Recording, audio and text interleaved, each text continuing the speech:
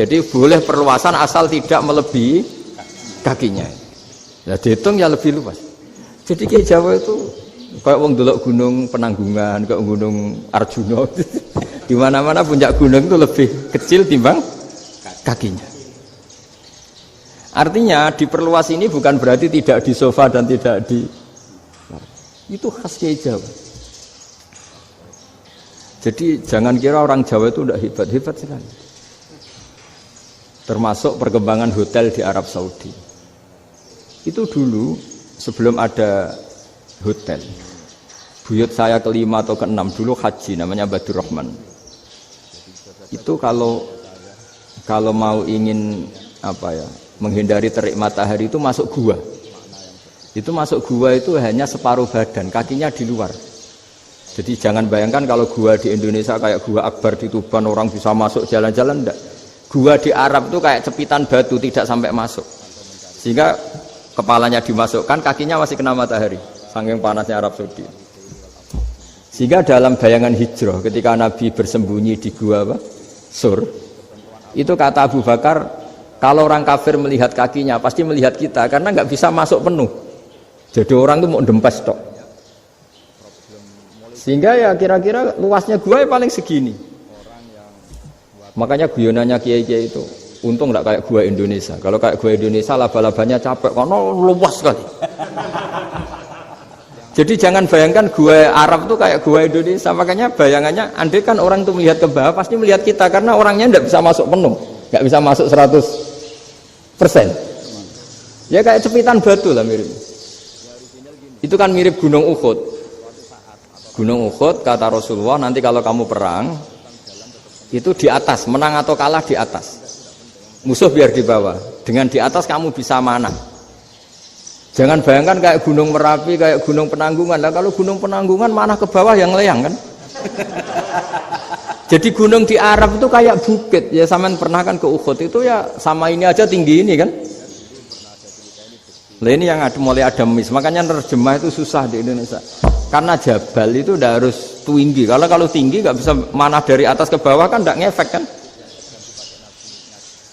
Sampai kalau ke Uhud gunungnya kan pendek sekali sehingga yang manah dari atas ke bawah ya kalau kena musuh ya celaka karena memang dekat. Ya kalau gunung Indonesia manah dari atas ke bawah yang keleyang nggak ngefek. Nah itu susahnya nerjemah bahasa Arab ke kita. Jadi transkrip itu nggak gampang karena ada pengertian yang beda. Kita kalau bilang gunung itu tinggi sekali. Lama-lama yang di Indonesia ini orang-orang yang bodoh. Sehingga orang Jawa kalau ke sana dibully, ya Jawa tak kuluh kaya. Orang Jawa itu penggaweannya itu makan ular. Karena belut itu kalau di kamus itu persis ular. Dulu itu kan kamus tidak full color. Gara-gara gak full color, gambar belut sama ular itu sama. Belut itu belut sama ular kalau nggak full color gambarnya sama apa enggak? Sama. Terus orang Jawa itu kan masih banyak yang makan bajing itu apa? Ketupai itu. Bajing kalau digambar tidak full color sama dengan tikus. Gambar yang tidak warna hitam putih. Sehingga kita ini dibully pemakan tikus dan pemakan ular. Karena belut itu persis ular kalau digambar yang tidak full color. Sampai datang Syekhona Khalil, datang ulama ngarang kitab ya judulnya Al-Belut karena nggak terima bangsanya dinyek makan apa? Ular. Terus dikarang wal belut hayawanun bakhriyun terus ya isu fi kadza wa kadza itu beda dengan al-hayyah itu diterangkan mulai bisa nerima. Terus sistem hotel juga gitu. Sampai tanyakan dalam sejarah dulu orang Sedayu ada namanya Syekh Mukhtar. Syekh Mukhtar bukan bikin rumah besar yang siapapun orang Indonesia haji itu nempat di sana. Nah ini yang menginspirasi akhirnya ada hotel. Dulu Syekh Mukhtar hanya menyediakan untuk hujat-hujat Indonesia. Lama-lama jadi hotel. Tidak mau saya mau cerita. Kata Mbah Mun sering cerita. Kenapa wa ma arsalnaka illa rahmatan lil alamin, kata Mbah Mun, Allah itu pasti bikin ulama yang tidak produk Arab itu pasti ada. Kalau orang Arab jadi ulama wajar, bahasanya Arab, domisilinya di Arab. Tapi Allah akan selalu bikin ulama yang tidak bangsa Arab. Imam Ghazali itu Tus itu Persia. Imam Bukhari itu kira-kira kalau sekarang ikut Uzbek. Ya. Imam Bukhari itu kalau negara sekarang ikut mana? Uzbek. Kenapa demikian kata Mbah Mun? Karena Allah sudah ngendikan wa ma arsalnaka illa kafatan linnas. Manusia semua ini kena khitabnya Islam. Kalau tidak ada ulama yang dari berbagai negara, kesannya Islam itu hanya milik orang Arab Saudi. Makanya Allah selalu bikin ulama-ulama yang bahkan tidak Arab. Termasuk Imamul Muhaddisin, yaitu Imam Bukhari, itu orang Uzbek, orang Rusia lah kalau sekarang, ikut Uni Soviet dulu. Imam Ghazali itu orang Persia. Syekh Nawawi itu orang Banten. Karena Allah ingin memaklumatkan bahwa Islam ini untuk semua, sehingga orang yang tidak Arab pun bisa belajar Islam, yang alimnya itu nggak kalah sama orang apa? Arab. Makanya ini PR ya. Kalau Gus Dah Ploso nanti ngendikan suatu saat orang belajar Islam itu bahkan orang Arab pun bisa belajar ke Indonesia. Kalau orang Indonesia bisa alim betul kayak dulu. Sekarang banyak liga antar ulama. Itu orang Indonesia pasti masuk.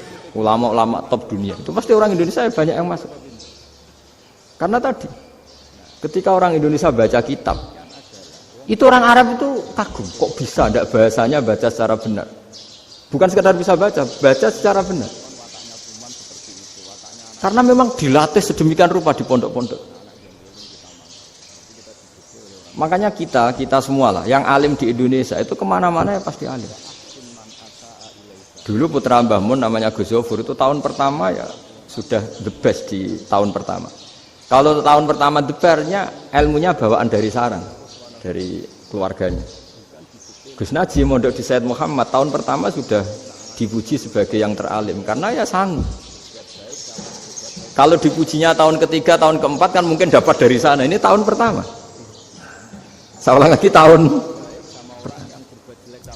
Karena pengajaran di Indonesia itu luar biasa di pondok-pondok. Makanya kalau dalam anekdot pondok itu cerita-cerita lucu itu. Ada orang Jakarta ngaji, setelah di kelas itu pelengahan terus.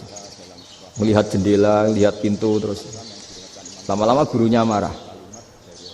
Kamu diajarin kok enggak punya sopan, melihat pintu terus enggak memperhatikan guru. Anak Betawinya jawabnya lucu. Habis Pak Guru bohong. Kenapa ya?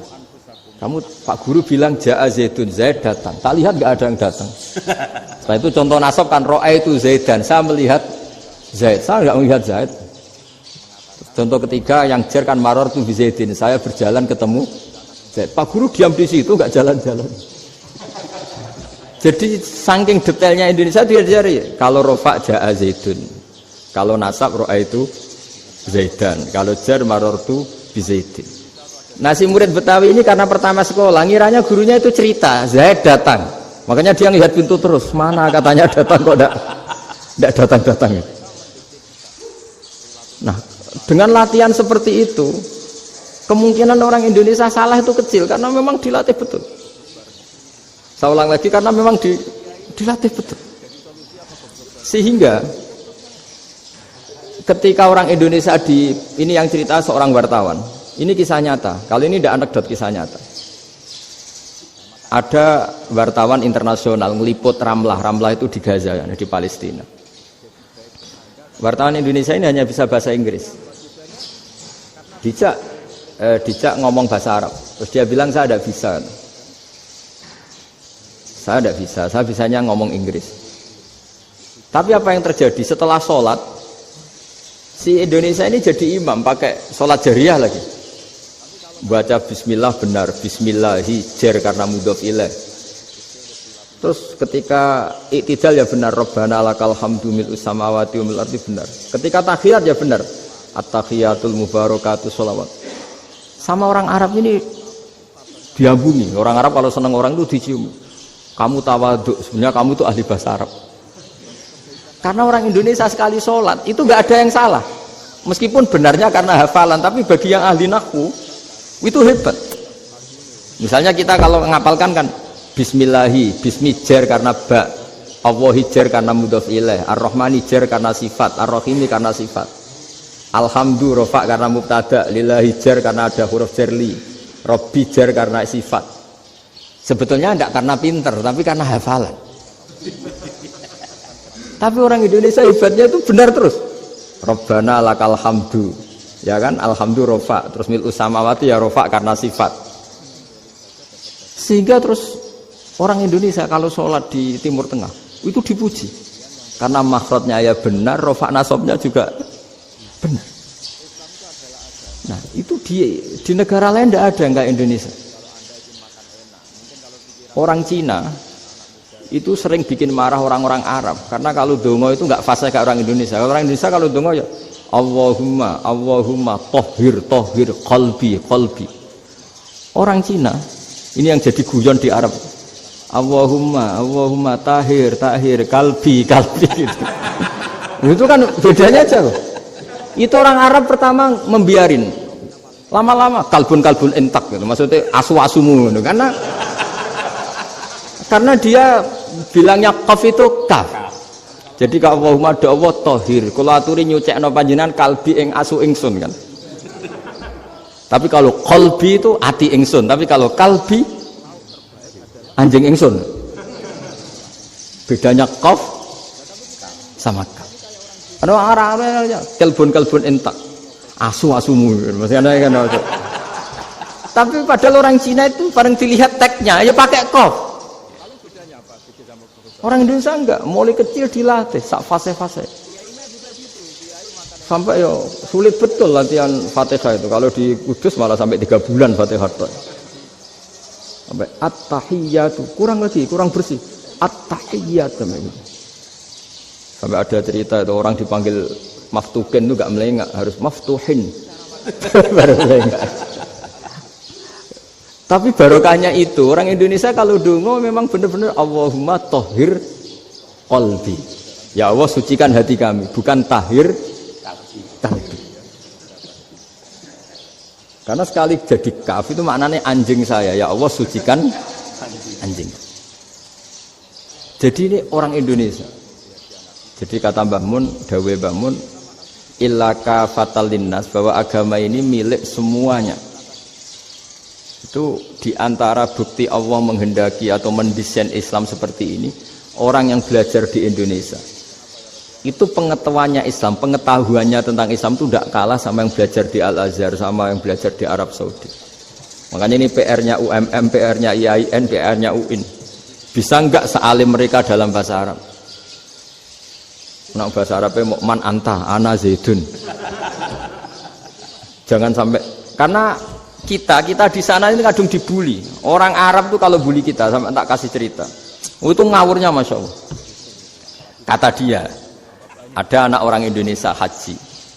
Si anaknya orang Indonesia yang dijotos sama anaknya orang Arab. Dijotos, dipukul. Singkat cerita terus si orang Indonesia nggak terima, anaknya yang orang Arab dipukul. Yang balas bapaknya. Orang Arab tanya, lima ada dorobta ibni, kenapa kamu mukul anak saya? Itu orang Indonesia bahasa, wah aku sudah. Jadi hanya bilang gitu. Artinya anak saya dihada ya maka tak ada. Bahasa Arabnya gitu. Anak saya dipukul maka saya balas mukul. Itu orang Arab mantok-mantok oh gitu. Paham? Suatu saat ada orang Indonesia itu sama orang Arab itu dilus-lus itu ya digini-giniin. Karena dia latihan bahasa Indonesia, latihan bahasa Arabnya itu masih mufrodat. Jadi kalau ngartikan yadun itu tangan, saro itu jalan. Jadi kalau jalan ya saro-saro. Roksun itu kepala, ana itu ingsun. Jadi karena dia nggak ngerti penggunaannya, itu bahasa Arabnya itu yadun anta. Jadi bukan yaduka tapi yadun anta. Berarti tangan kamu. Saro-saro itu jalan-jalan. Ala roksi ana yang atasnya sirah ingsun. Jadi mestinya yang benar kan yaduka saro ala roksi atau gitu. Tapi enggak dipotong-potong. Yadun tangan kan, anta kamu. Berarti tangan kamu. Saro-saro jalan-jalan. Roksun itu sirah, ana ingsun. Jadi di atas kepala saya. Orang Arab tertawa-tawa. Tapi paham. Kalau maksudnya seperti itu.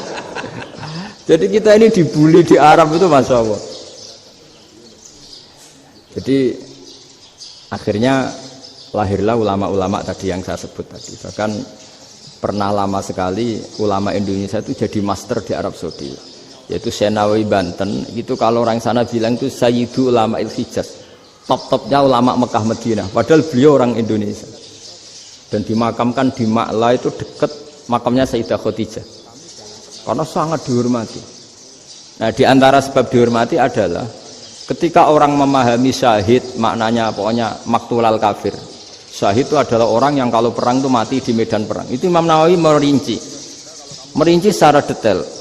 Kalau dia perang supaya tujuannya mati syahid cepat ke surga, berarti dia nuruti hadzun nafsi, ingin cepat ke surga.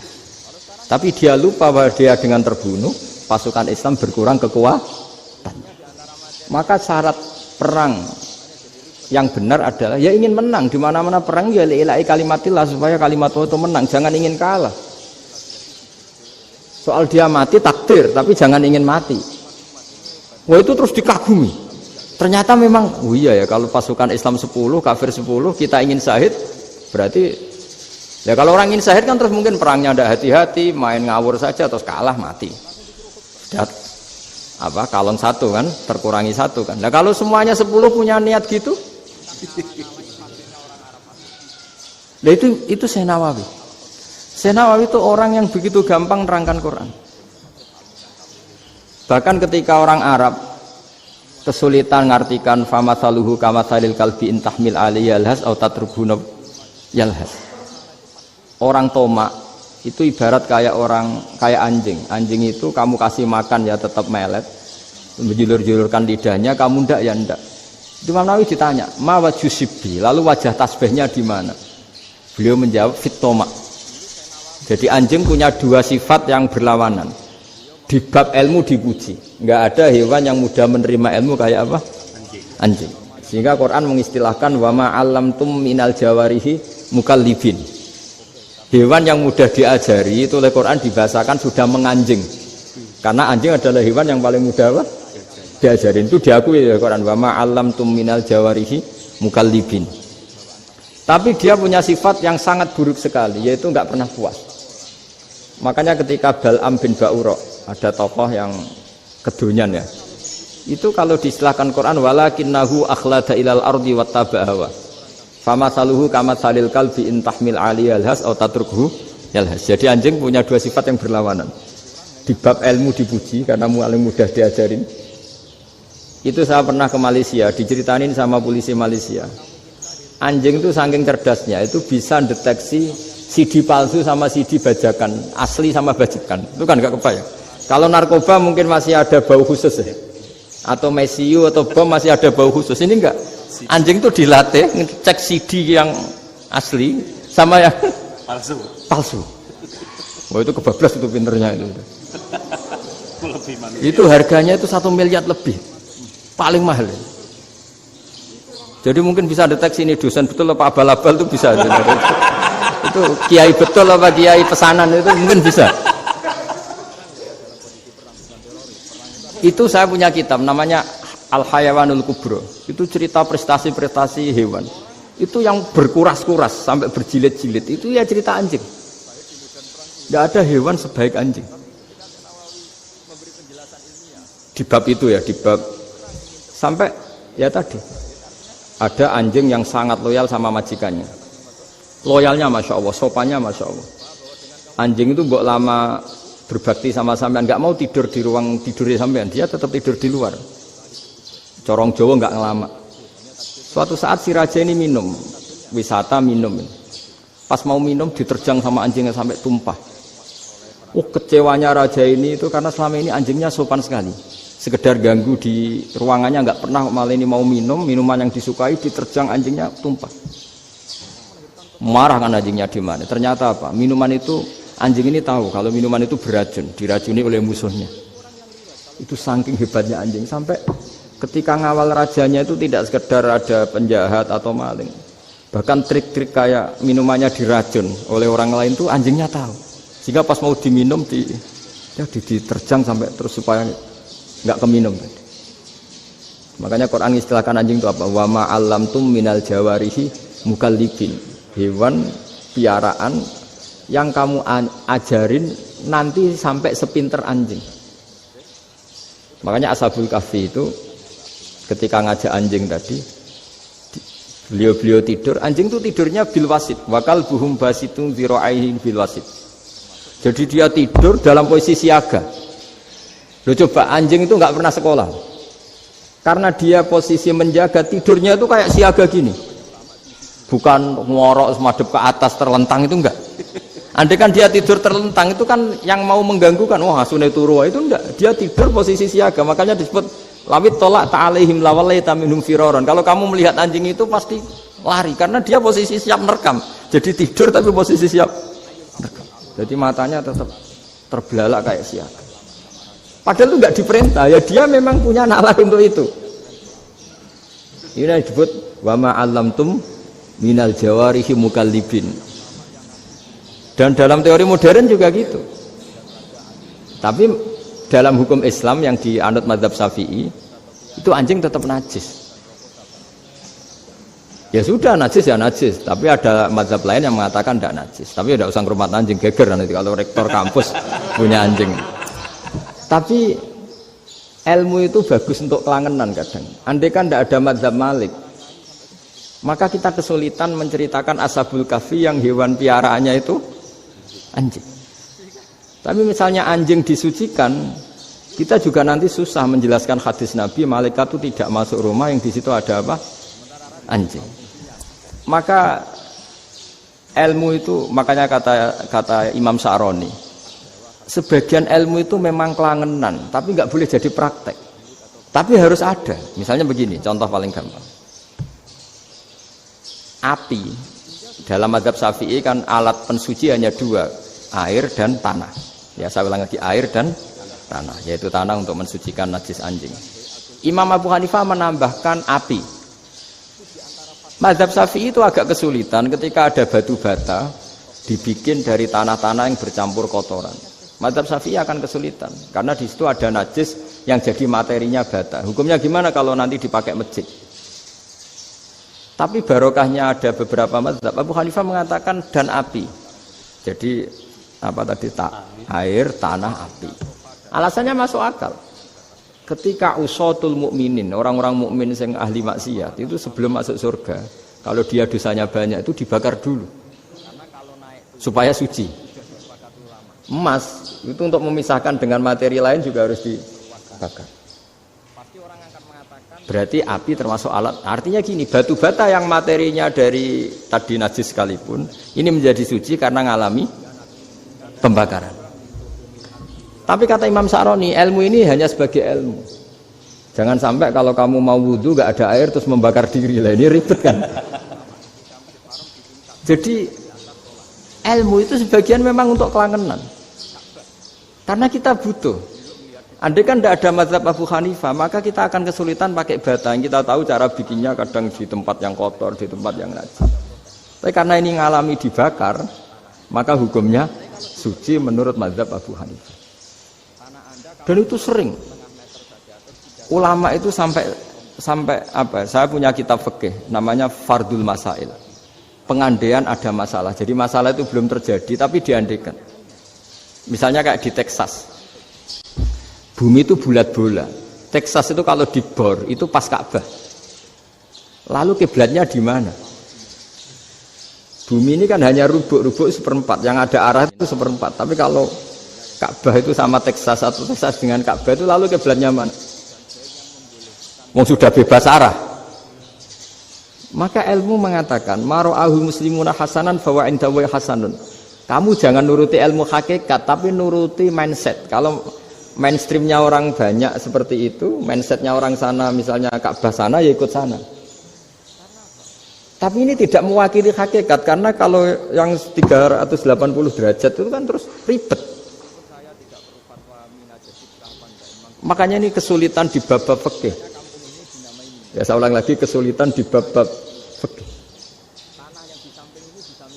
Makanya fikih itu selalu bicara, misalnya gini, ada orang sholat. Saya ulang lagi. setelah salam pertama dia kentut, itu sholatnya batal apa enggak? Itu lama berdebat. Yang dikatakan rukun sholat itu salam pertama, sehingga orang kalau sudah salam pertama maka sudah keluar dari sholat. Maka kalau kentut gak apa-apa, wong yang keluar dari sholat itu salam pertama. Tapi lalu pertanyaannya, kenapa Nabi salam 2 kali, lalu yang kedua gunanya apa? Ribet kan, partai ini kalah pasti kalau ditanya gitu. Tapi kalau ditanya dibalik, sholat itu satu ibadah yang dimulai dengan takbir, yang diakhiri dengan salam. Berarti salam pertama itu pengakhir apa nunggu salam kedua? Pertama, di semua ulama bilang salam pertama. Kalau salam pertama sudah pengakhir, berarti pembatalan setelah itu nggak punya efek, nggak punya akibat. Itu kan ribet, debat fikih itu memang ribet. Fikih itu memang senam otak, karena pertanyaannya mirip-mirip seperti itu. Nah, sampean milih mana? Milih salam pertama apa salam kedua? Pasti ulama milih salam pertama. Jadi anehnya fikih itu di situ. Misalnya orang mati, takbir itu berapa kali? 4 kali. Andai kan takbir 5 kali itu batal apa enggak? Satu ulama mengatakan 5 kali itu batal. Karena rukunnya sholat jenazah itu takbir 4 kali. Berhubung ini rukun, kalau nambahi ke 5, berarti menambahkan rukun. Kayak kamu sholat, rukuk 2 kali kan batal. Sujud 3 kali, batal. Karena menambahkan apa? Rukun.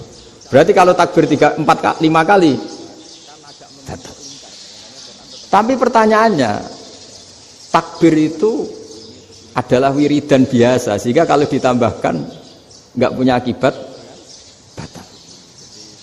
Jadi perdebatan ulama itu kadang ya lucu. Kayak kemarin Pak Haris pas pertama bertamu ke sini mau ngundang saya, tak ceritain. Dulu sholat jenazah itu pasti mayit di depan. Karena lazimnya sholat jenazah itu mayit di depan. Tapi mulai dulu ulama sudah berpendapat, andai kan jenazahnya di belakang pun tetap sah. Fa'innal janazah laisat bi imamin, karena jenazah itu tidak imam. Kenapa harus di depan? Oh, tidak imam kok harus di depan. Itu mulai dulu. Sehingga ketika Arab Saudi pernah mengalami tragedi, ada orang yang dibungkus kayak mayit, ternyata senjata. Setelah di dekat Ka'bah dipakai. Dulu tragedi tahun berapa itu? Pokoknya pernah ada tragedi itu. Semenjak itu Arab Saudi kalau ada orang mati tetap di kamar mayit, terus ada sholat jenazah. Padahal mayitnya di belakang yang jamaah. Jadi meskipun kita tidak akan bikin ajaran baru jenazah di belakang, ya tidak keren, kasihan kan, tetap biasanya di depan ya di depan. Tapi meskipun jenazah ini di depan, kita tetap berpendapat andai kan di belakang tetap sah, tapi nggak usah dipraktekkan. Nah, pentingnya ilmu ini begini, saya misalnya di Rembang, boleh nggak nyolati ghaib jenazah yang di Surabaya? Boleh kan, padahal yang kita solati di belakang. Jadi ilmu itu penting, cocok tidak cocok, nama ilmu itu penting.